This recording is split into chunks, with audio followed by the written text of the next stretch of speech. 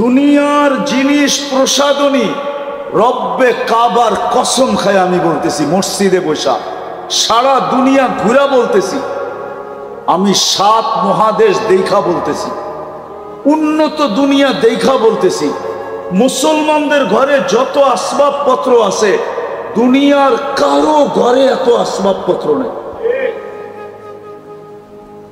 এত আসবাবপত্র কারো ঘরে, মুসলমানের ঘরে যত পুরো কাপড় চোপড় আছে দুনিয়ার কারো ঘরে এত কাপড় চোপড় নেই, কোন বিজাতির ঘরে নাই। আপনি মনে হয় মানতে চান না, ঠিক না? না, উনি মানতে চায় না। মানতে চান? এত কাপড় চোপড় নাই। যদি ওরা আমাদের মতো পুরান আলমারিতে, পুরান কাপড় আলমারিতে রেখা দিত, তাহলে শীতের সময় আপনি পুরান কাপড় বাংলাদেশে পাইতেন কোত্থেকে? ওরা তো আলমারিতে রেখা দিত, ঠিক না? ওইগুলা বাংলাদেশে আসতো কোত্থেকে? কি বলেন? আমাকে যুক্তি দিয়ে বুঝান, কোত্থেকে আসতো? ওরা পুরান কাপড় আলমারিতে রাখে না। ওরা যেটা পরার দরকার হলো পড়লো, পরা শেষ, ফালায়া দিল। ওদের ওইখানে বক্স রাখা আছে, বক্সের ভিতরে ফালায়া রেখা আসবে, ওগুলা কুড়ায়া ওইগুলা আবার বিভিন্ন আমাদের মতো গরিব দেশে আসে, ওটা ব্যবসা হয়। ওরা আলমারিতে জমা রাখে না। ওরা তো কাপড়ই পরে না, আবার এত কাপড় পরবো কোত্থেকে? মনে হয় বোঝেন নাই, কাপড়ই তো পরে না, এত কাপড় পরবে কোত্থেকে? ওরা কোনো দামি কাপড় পরে না। ওরা বলে দামি কাপড় গাদায় পড়ে, গাদায়। মনে হয় বোঝেন নাই, মাটি খাটি সোনা আদা, দামি কাপড় কিনে গাদা। কেননা কাপড় পয়ড়া গরম দিয়া দোকানে গেলেই কইব পুরান হয়ে গেছে, আর ফেরত নিব না। নিব নাকি? হ্যাঁ নিব। হ্যাঁ, মাত্র তো পয়রা 1 ঘন্টা আগে বাইরে এলেন আপনি ওর দোকান থেকে, 1 ঘন্টা পরে না গরম দিয়ে আইলেন, কি কইব? পুরান না। জমিন পুরান হয় না সোনা পুরান হয়, এই জন্য বলে মাটি খাটি সোনা আদা, দামি কাপড় কিনে। মুসলমান কিনে দামি কাপড়, ওরা কিনে না। আমাকে বুঝাইতে হবে না, আমি চিনি সবাইকে, আমি তো দুনিয়া ঘুরে বেড়াই। আপনি মনে করছেন আমি বোধাই, আমি কিচ্ছু বুঝি না?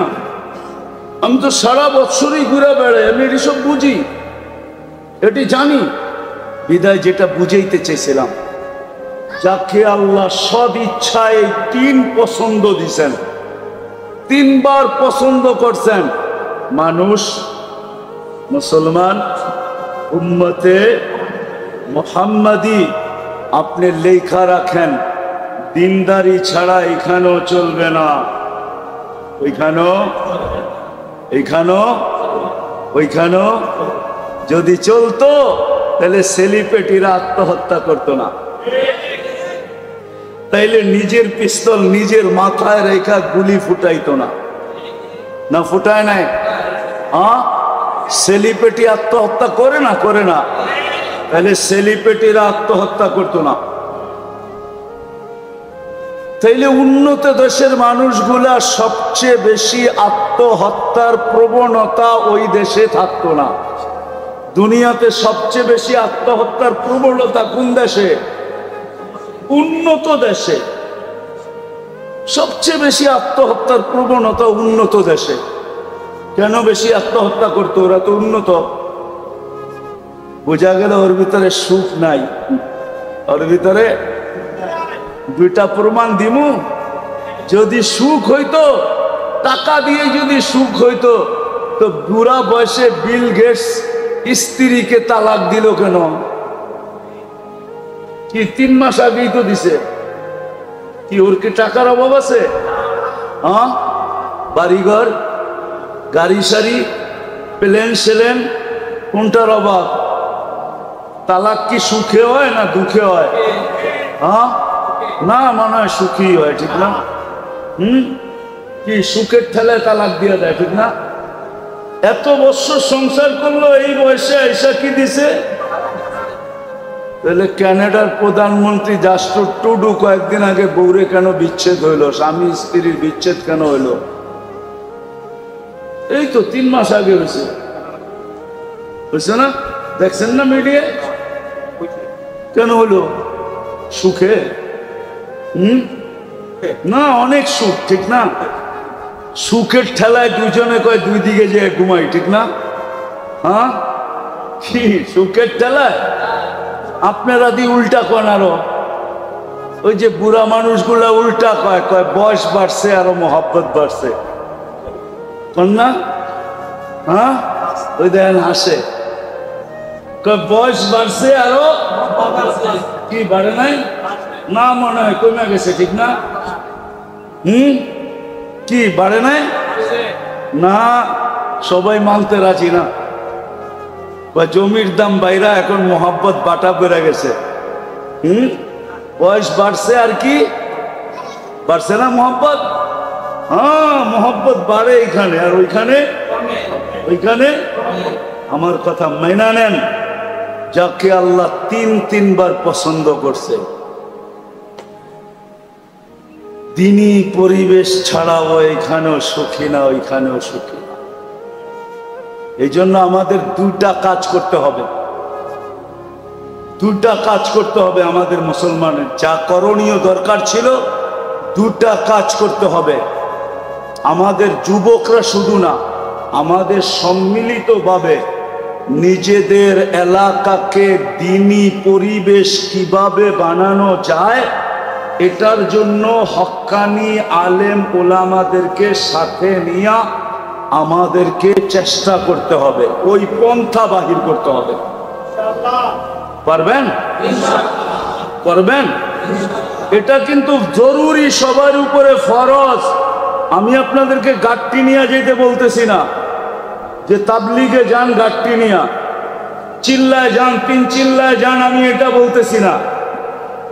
কিন্তু আপনার এলাকার পরিবেশ দিনদার বানানো, হক্কানি আলেম ওলামাদেরকে সাথে নিয়া আমাদের প্রত্যেকের উপরে জরুরি জরুরি জরুরি জরুরি। নাইলে কেউ বাঁচতে পারবেন না। পরিবেশ যখন খারাপ হয়ে যাবে, আপনিও বাঁচবেন না, আপনার জেনারেশনও বাঁচবে না, কেউ বাঁচবে না।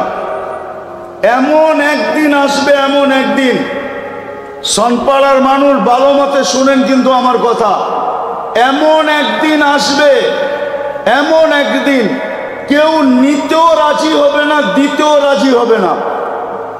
লেখা রাখেন আমার কথা। যদি পরিবেশ না বানাইলেন, আর যদি পরিবেশ বিগড়ে গেল, শুধু নাম শুনবো, 10 মাইল দূরের তে বেগে যাইব, কইব এই এলাকার মেয়ে, আমাগো বাড়িতে কোনো মতে না, কেউ নিতেও রাজি হবে না, আবার কেউ দিতেও রাজি হবে না, দিতে। এই জন্য আল্লাহ রসুল আয়েশা একটা স্লোগান দিছেন, জিতু বিকেরামতিদ দুনিয়া ওয়াল আখিরা।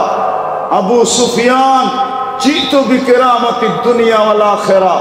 আবু সুফিয়ান, আমি এক পরিবেশ নিয়ে আসছি, যেই পরিবেশের মাধ্যমে তোরা দুনিয়ার রাজত্ব পাবি, আখিরাতের রাজত্ব পাবি, দুনিয়ার রাজত্ব পাবি। আমার কথা মাইনা দেখেন, মানুষ দিতে পাগল হবে, নিতে পাগল হবে, আপনাদের এলাকায় থাকতে পাগল হবে, বাড়া খালি হওয়ার আগে বাড়া হবে।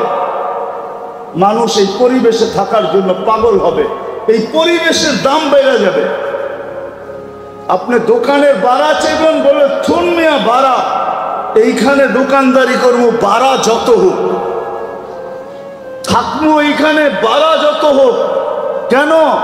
পরিবেশ ভালো, নিরাপত্তা আছে, দিনদারি আছে, পরিবেশের কারণে সবকিছুর দাম বেড়ে যাবে, আল্লাহ বাড়ায়া দিবে, আপনাদের ভ্যালু বেড়ে যাবে। এই জন্য পায়ে হাত দিয়া বলি, ওলামারা এই সংগঠনটা যুবকদেরকে নিয়ে কায়েম করছেন, প্রতিষ্ঠিত করছেন। আরো ওলামা আছে এখানে মাদ্রাসার, ইমাম ওলামাদেরকে নিয়ে আপনারা প্রথম মেহনত করেন যে আমরা আমাদের পরিবেশটাকে দিনদার বানাবো। বানাবেন? কে কে বানাবেন দেখি? পাক্কা?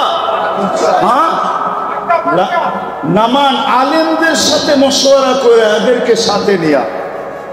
আর দ্বিতীয় আরেকটা লাগবে, যদি পরিবেশ দিনদার না হইল তাইলে সঙ্গ দিনদার হবে না। কি সঙ্গ? কোরআনে আছে, কোরআনে আছে কুনু মা সাদিকিন, কিতাবে আছে, কিতাবে কিতাবে আছে, কোরআনে আছে কুনু মা সাদিকিন। সঙ্গ ভালো বানাও, সঙ্গ। বাংলায় আছে সৎ সঙ্গে স্বর্গবাস, অসৎ সঙ্গে সর্ব। উর্দুতে আছে, উর্দুতে আছে, কবিরা বলে গেছে সোহবতে সালে তোরা সালে। ভালো সঙ্গ, পরিবেশ না হইলে সঙ্গ ভালো হবে না। এই জন্য আগে পরিবেশ বানান। আর যুবকদেরকে পায়ে হাত দিয়া বলবো, তোমাদেরকে যতদিন পর্যন্ত পরিপূর্ণ পরিবেশ না হইল অতদিন পর্যন্ত আমি একটা পরিবেশ দেখায় দিয়া যাইতেছি। ওই পরিবেশে নিজেকে আবদ্ধ করো, সংযুক্ত করো। সেটা হলো মসজিদের পরিবেশ আর হক্কানি আলেম ওলামাদের পরিবেশ। হক্কানি আলেম ওলামাদের সাথে সব সময় থাকো, মসজিদে থাকো। সঙ্গ দেখায় দিয়া যাইতেছি, হক্কানি আলেম ওলামাদের সঙ্গে থাকো যতদিন পর্যন্ত পরিবেশ ব্যাপকভাবে তৈরি না হয়। তো আবারও বলতেছি, যাকে আল্লাহ তিনবার পছন্দ করলেন ওর জন্য দ্বীনি পরিবেশ ব্যতীত বিকল্প কোনো রাস্তা দৌড়াইতে দৌড়াইতে দৌড়াইতে দৌড়াইতে একদিন মুখ থুবড়ায় পড়া মরা যাবেন।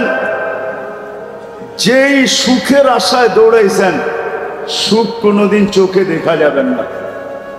বাড়িঘর অট্টালিকা হওয়ার নাম সুখী না, বাড়িঘর রাজপ্রাসাদের মতো হওয়ার নাম কি না? সুখী না। দুনিয়ার দামি দামি গাড়িতে চলার নাম সুখী না। দামি স্বামী কাপড় পরার নাম সুখী না। সুখ অন্য জিনিস, সুখ সুখ সুখ অন্য জিনিস। তিনি পরিবেশ ছাড়া কেউ সুখী হবে না। এই জন্য আমাদের সবার উপরে জরুরি দ্বীনি পরিবেশকে বানানো। এটার জন্যই এই সংস্থার অস্তিত্ব। কিন্তু শর্ত হইল, আপনারা যদি আলেম ওলামাদের সঙ্গ দেন, এদেরকে সাথে নিয়া যদি আপনারা চেষ্টা করেন, তাহলে আমার বিশ্বাস যেটা 10 বৎসরে হবে ওটা 1 বৎসরে হবে। যেটা 1 বৎসরে হওয়ার ওটা 1 মাসে হবে। পরিবেশ দিনদার হয়ে যাবে। আর দ্বিতীয় লাগবে সঙ্গ, সৎ সঙ্গ লাগবে। এই জন্য যুবকদেরকে বলতেছি, তোমরা যদি আমার কথা বুঝা থাকো, 2 শাস্তির থেকে যদি বাঁচতে চাও, আর তুমি যদি তোমার যৌবনের মূল্যায়ন আল্লাহর কাছ থেকে নিতে চাও, তাইলে তোমাকে নেক পরিবেশে থাকতে হবে। আরেকটা হলো নেক সঙ্গ। কি? বর্তমানে মসজিদের চেয়ে নেক পরিবেশ নাই। মসজিদে সময় দাও। আলেম ওলামাদের মজলিসের চেয়ে নেক পরিবেশ নাই। আলেম ওলামাদের মজলিসে সময় দাও। আর তৃতীয় হলো, যতদিন পর্যন্ত পরিবেশ না হয়, আলেম ওলামা আল্লাহ ওয়ালাদের সঙ্গে থাকো। করবেন ইনশাআল্লাহ? বুঝাইতে পারলাম? করবেন তো? হ্যাঁ, তাইলে পেটে পাথর বান্ধা সুখে থাকবে। সাহাবা পেটে পাথর বান্ধা সুখেছে। কেউ লিখতে পারে না আজ পর্যন্ত। লেখছে ওনারা গরিব ছিলেন, লেখছে ওনারা অশিক্ষিত ছিলেন, লেখছে ওনারা ল্যাংটা ছিলেন, লেখছে ওনাদের কাপড় চোপড় ছিল না, কিন্তু কোনো মার লাল লিখতে পারে না আজ পর্যন্ত যে ওনারা অসুখী ছিল, সুখী ছিল না। কারো কলম দিয়ে এই লেখা বাহির হয় না যে ওনারা সুখী ছিল না। ওনারা সুখী ছিল, সুখী যে আল্লাহ যে 24 ঘন্টা আমাকে নুন দেন, নেয়ামত দেন, আর আমি 24 ঘন্টা ভোগ করি, 24 ঘন্টা ভোগ করি। একটা উদাহরণ দিলে বুঝে আসবে কি জানি না। কয়েকদিন আগে না প্রচন্ড গরম ছিল, গায়ে লাগলে মনে হতো আগুন লাগছে, ঠিক না? তাপমাত্রা 50-এর কাছাকাছি চলে গেছে, 40-45 পর্যন্ত চলে গেছে, ঠিক না? সত্য তো? ওই সময় শ্বাস প্রশ্বাস নিচ্ছেন না নেন নাই? হ্যাঁ, কিন্তু শরীরে লাগলে তো মনে হয়তো আগুন লাগছে, ঠিক না? কিন্তু শ্বাস দিয়া ওই গরমটা ভিতরে যাইতে দিছে আল্লাহ না দেয় নাই? হ্যাঁ, যদি যাইতে দিতেন, আপনার শরীরটা বেশি নরম না ভিতরের শ্বাসনালী বেশি নরম? হ্যাঁ, শরীরে লাগেই যত এত জ্বালা হইতো, গরম অনুভব হইতো, যদি ওইটা শ্বাসনালী দিয়া যাইত তো আপনার কেমন হইতো? একটু ভাবেন না? কিন্তু আপনি ডেলি সারাদিন শ্বাস নিছেন, একবার রোদে দাঁড়ায়া পর্যন্ত নিছেন, নেন নাই? রোদ দিয়ে হাঁটতে হাঁটতে নেন নাই? কিন্তু আল্লাহ তো গরমটাকে শ্বাসনালীর ভিতর দিয়ে যেতে দেয় নাই। আল্লাহ বলছে তুই শ্বাস যাবি বটে, কিন্তু গরম যাবি না। শ্বাস যাবি বটে, কিন্তু কি যাবি না? গরম যাবি না। আবার ভিতরে নিয়ে এটাকে আল্লাহ আবার ঠান্ডা করছেন। নাইলে আপনি একটু পর পর জামার বুতাম খুইলা বুকে ফু দিলে ঠান্ডা লাগতো না গরম লাগতো? ভিতরে ঠান্ডা কে করলো? বাহিরে তো সব গরম। এই যে আল্লাহ নুন 24 ঘন্টা কয়েকদিন আগে আপনি ভোগ করলেন, আল্লাহ যদি বলতো যেই গরম গায়ে লাগে ওইটাই ভিতরে যাবে, তাহলে আপনি কি করতেন? ঘরে নাইলে এসি লাগাইলেন, ভিতরে এসি লাগাইতেন কোত্থেকা?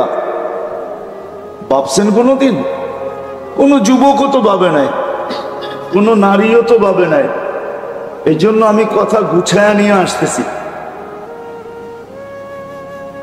24 ঘন্টা আল্লাহর নেয়ামত ভোগ করি, কিন্তু গুণ কতক্ষণ গাই?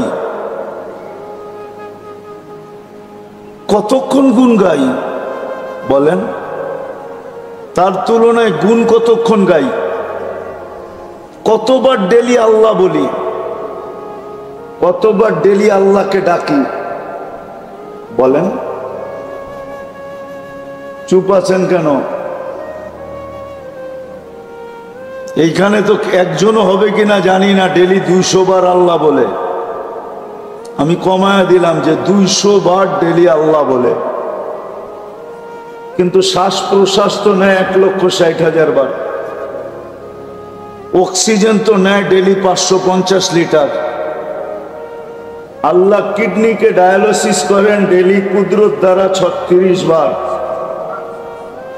হ্যাঁ, চোখ দিয়া যখনই দেখি তখনই 26 কোটি ক্যামেরা কাজে লাগায়া দেখি।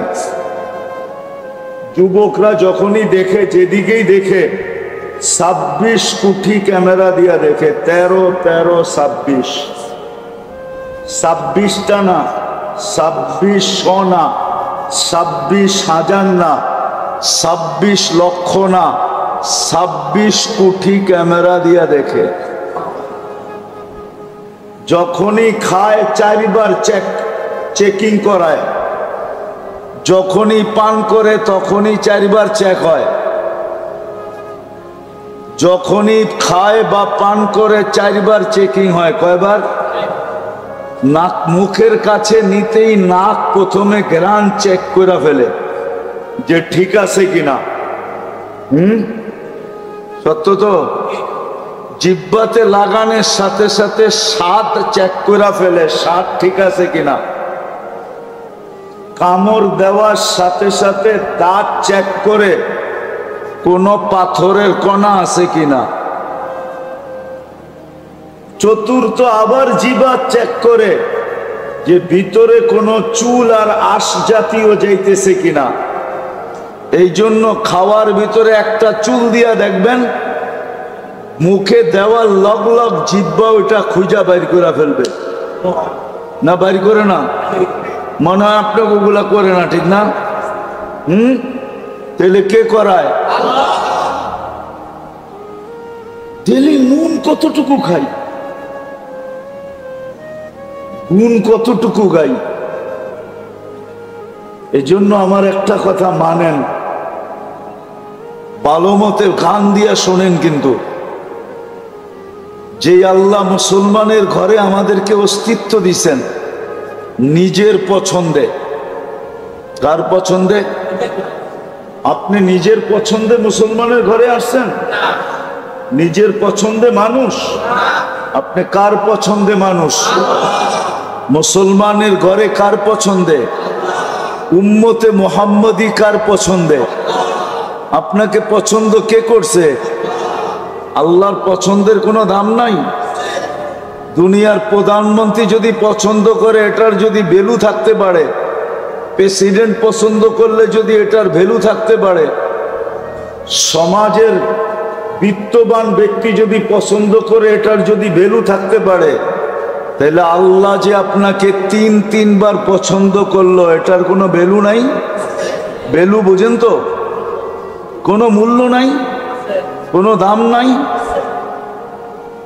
যে আল্লাহ তিনবার আপনাকে পছন্দ করছে, প্রথম মানুষ হিসাবে, দ্বিতীয় মুসলমান হিসাবে, তৃতীয় উম্মতে মুহাম্মাদি হিসাবে। কে পছন্দ করছে? আল্লাহ পছন্দ করছে। কয়বার? তিনবার পছন্দ করছে আপনাকে। কোনো ভ্যালু নাই। যে আল্লাহ মানুষ হিসাবে পছন্দ করা শ্রেষ্ঠত্বের মুকুট দিল মাথায়, যে আল্লাহ মুসলমান পছন্দ করা সবচেয়ে বেশি প্রিয় পাত্র বানাইল, সবচেয়ে বড় প্রিয় পাত্র বানাইল, এটার কোনো ভ্যালু নাই। তৃতীয় উম্মতে মুহাম্মদী বানায়া সমগ্র উম্মতের রাজা বানায়া দিল। রাজা, আপনি সমস্ত উম্মতের রাজা।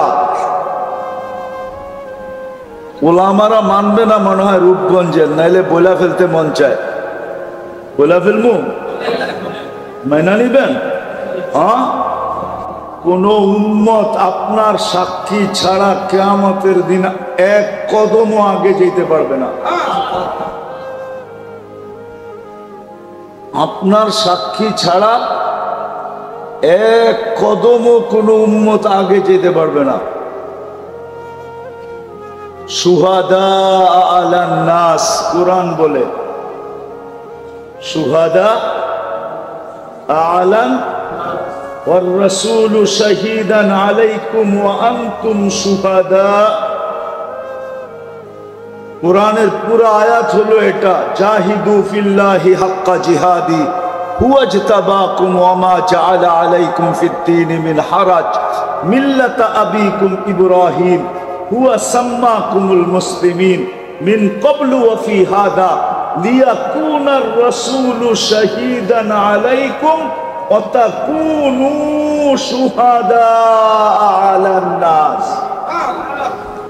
কষ্ট কি ছিল? আপনি তো 2 বাচ্চা লয়া সুখী না, ওনারা 100 বাচ্চা লয়া সুখী ছিল।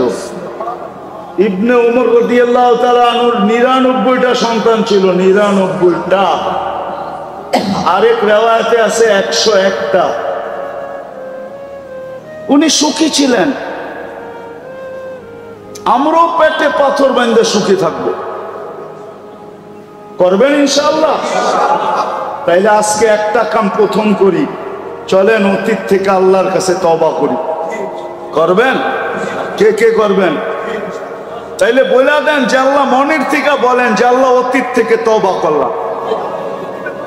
আপনি আমাদের তওবা কবুল করেন। আর দ্বিতীয়, যতদিন পর্যন্ত মেহনত না করবেন, সম্পর্ক মসজিদের সাথে জোড়েন। নিজেরা মসজিদের সাথে আসেন, আর মহল্লার মানুষকে পায়ে দৈরা হইল মসজিদে আনেন। আমি আপনাদের জন্য বলতেছি না, উলামাদের জন্য বলতেছি। এখনো ইহুদিদের কিতাবে লেখা আছে, যেই দিন পর্যন্ত মুসলমানের জুমার জামাত আর ফজরের জামাত সমান না হবে, ওই দিন থেকে মুসলমানের বিজয়ের পালা শুরু হবে না, না, না, না, না, না। যদি হুজুররা আমার থেকে প্রমাণ নিতে চায়, প্রমাণ নিতে পারে। ইহুদিদের কিতাবে এখনো লেখা আছে, ফজরের জামাত আর জুমার জামাত যতক্ষণ সমান না হবে। এই জন্য পায়ে ধরা বলি, পরিবেশ বানানোর জন্য চেষ্টা করেন, যতক্ষণ পর্যন্ত না বনে নিজেরও মসজিদে আসেন, আর এলাকার প্রত্যেক মানুষকে পায়ে ধরা মসজিদে আনেন। যুবকদেরকেও বলি, সংস্থা আলাদেরকে বলতেছি, তোমরা যারা আসো আজকের থেকে এই কাজে লাগো, যে আমরা নিজেরা মসজিদে আসব, মানুষকে পায়ে ধরা মসজিদে আনবো। পারবা? সত্য? কোন কোন যুবক পারবে দেখি? আল্লাহ আমাদেরকে আমল করার তৌফিক দান করে।